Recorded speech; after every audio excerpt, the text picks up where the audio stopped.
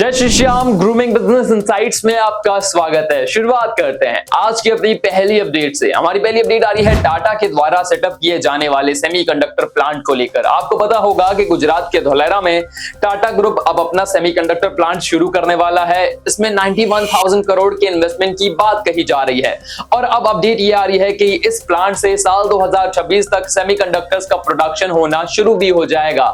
यहाँ पर 28 नैनोमीटर से लेकर 22 नैनोमीटर तक के चिप्स को बनाया जा सकता है। हर महीने इसकी कैपेसिटी 50,000 से भी ज्यादा चिप वेफर्स को प्रोड्यूस करने की होने वाली है, जिससे देश की सेमीकंडक्टर की जो डिमांड है इसे पूरा किया जाएगा।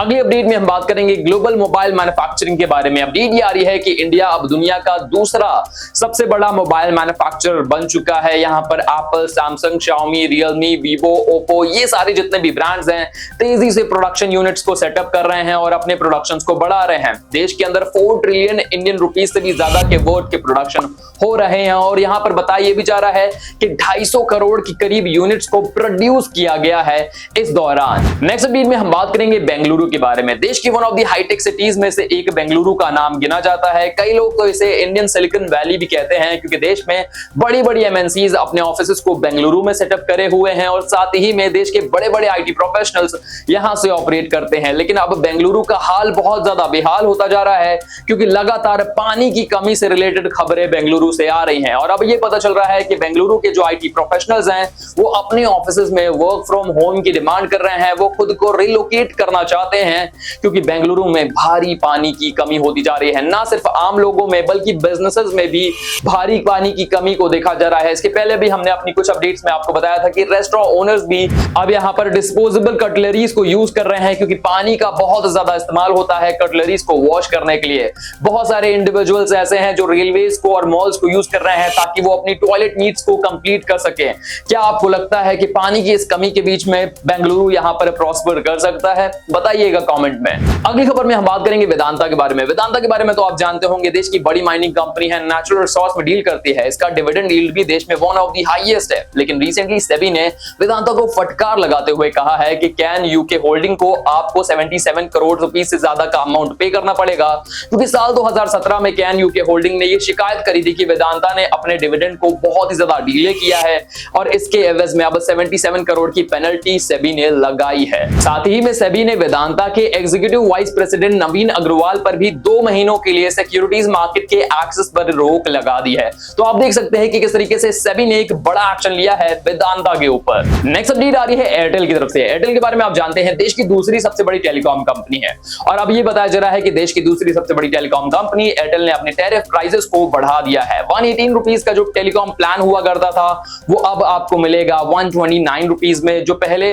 289 रुपीज का प्लान हुआ करता था ये अब आपको मिलेगा 329 रुपीज में। ये पहली बार नहीं है जब एयरटेल ने अपने टैरिफ्स को बढ़ाया है। साथ ही में जियो ने भी इसके पहले अपने टैरिफ्स को बढ़ाया था। देखा जा रहा है कि देश में अब प्रोमिनेंटली 2 ही बड़ी टेलीकॉम कंपनीज बची हैं, एक है जियो और दूसरी है एयरटेल। और लगातार अब देखा जा रहा है कि इनके जो सस्ते प्लान है वो धीरे धीरे महंगे होते जा रहे हैं।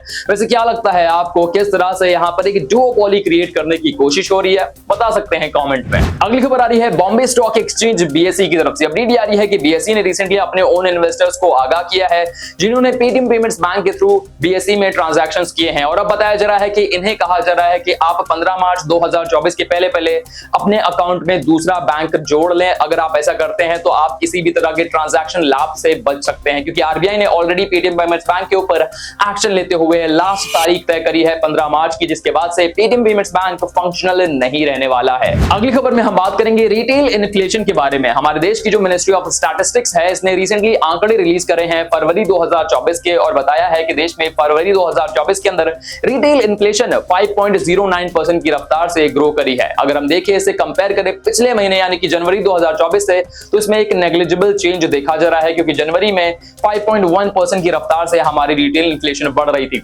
हालांकि इन आंकड़ों में यह बात भी सच है कि फूड इन्फ्लेशन में अच्छी खासी बढ़त देखी जा रही है। नेक्स्ट अपडेट आ रही है अश्नीर ग्रोवर की तरफ से। शार्क टैंक इंडिया सीजन 1 के जज रह चुके हैं, भारत पे के को-फाउंडर रह चुके हैं, देश के सेलिब्रेटेड एंटरप्रेन्योर हैं और अब इन्होंने जवाबी कार्रवाई करी है रजनीश कुमार के खिलाफ जो कि करंट चेयरमैन है भारत पे के। भारत पे वही स्टार्टअप है जिससे कभी अश्नीर ग्रोवर ने साथ शुरू किया था और अब बताया जा रहा है कि भारत पे अश्नीर ग्रोवर का जो विवाद है वो लगातार बढ़ता जा रहा है। रिसेंटली अश्नीर ग्रोवर ने कहा है कि रजनीश कुमार जो कि चेयरमैन चेयरमैन है भारत पे के, इन्होंने खुद पर बहुत सारे शेयर्स को अलोकेट किया है और जब से इन्होंने ऑनबोर्ड किया है भारत पे को, तब से इनकी जो सैलरी है उसमें 3 गुना बढ़त आ चुकी है।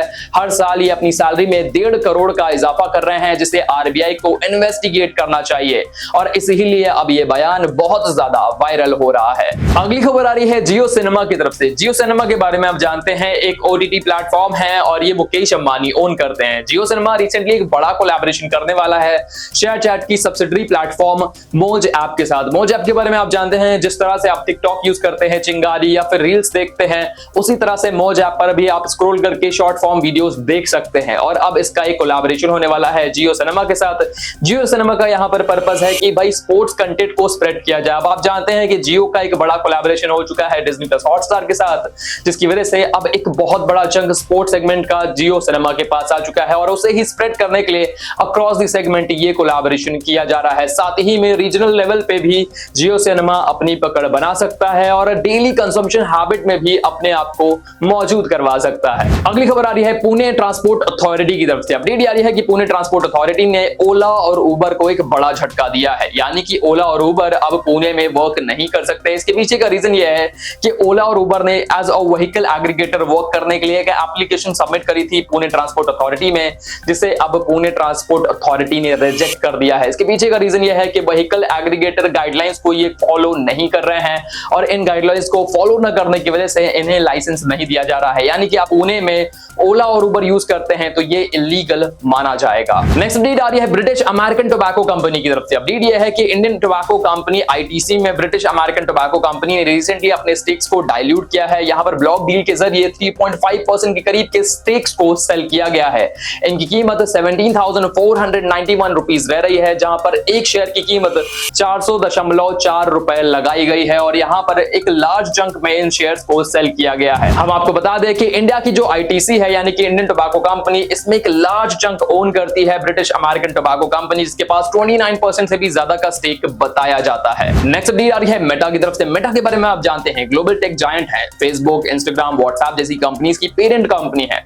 लेकिन मेटा के जो farmer vice president of infrastructure हैं डीएस खुराना, इनके खिलाफ अब मेटा एक लॉ सूट फाइल कर रहा है। इस लॉ सूट को फाइल इसलिए किया गया है क्योंकि डीएस खुराना के ऊपर आरोप है कि इन्होंने मेटा में रहते हुए मेटा का सेंसिटिव डेटा चुराया है।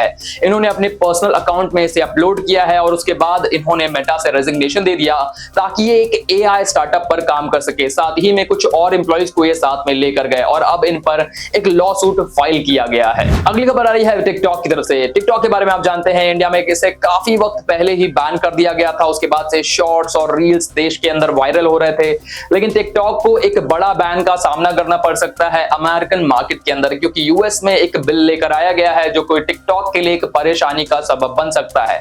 और अब टिकटॉक की जो पेरेंट कंपनी है बाइटडांस, ये एक लीगल एक्शन ले सकती है अमेरिकन बिल के खिलाफ, जिसके जरिए ये टिकटॉक को बचाने की कोशिश करेंगे। तो यहां हम सम अप करते हैं आज की अपनी डेली बिजनेस इनसाइट्स को। आई होप आपको ये वीडियो वैल्यूएबल लगा होगा। वीडियो पसंद आया हो तो इसे लाइक कर दीजिए, ज्यादा से ज्यादा लोगों तक शेयर करिए। हमारे टेलीग्राम से भी जुड़िए जहां पर ये इनसाइट्स और बेहतरीन क्विज़ आपका वेट कर रही हैं।